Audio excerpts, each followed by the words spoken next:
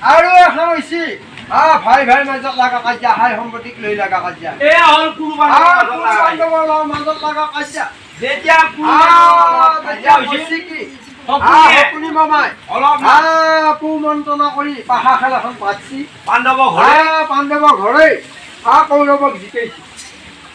কৌৰৱক যে জিকাইছে তেতিয়া কৈছে কি 12 বছৰ বনবাস আৰু 1 বছৰ তেওঁলোক অজ্ঞাত যাব লগা হ'ল বনবাসত যাব লগা হ'ল এই পাণ্ডৱসকল আহি মাৰুত বন বুলি কোৱা এখন বনত যায় উপস্থিত আৰু এই মাৰুত বনত যে উপস্থিত হৈছে তাতে কেইদিনমান আছে ধুনীয়াকে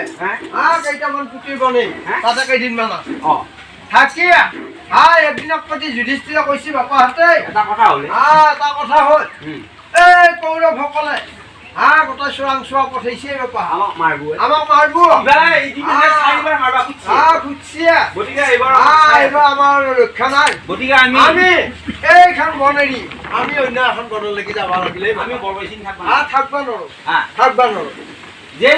কথাটো কলা কৈছে তেতিয়া যিবিলাক পুতিৰ বনাইছিল সেইবিলাক ভাঙি চিঙি গোটাকে চিন চাপ নোহোৱা কৰি তেওঁলোকৰ যিবিলাক নৈমিত্তিক কৰ্ম আছিল ধুনীয়াকে ঈশ্বৰ চিন্তা কৰি তেওঁলোক গোটাই অন্য এখন বনলৈকে গিলন্ত আহুতি তেখেতসকলে যিবিলাক নৈমিত্তিক কৰ্ম কৰি তেওঁলোকে গোটাই একে অন্য এখন বনলৈকে ইয়াৰ পাছত ক'ব লাগিলি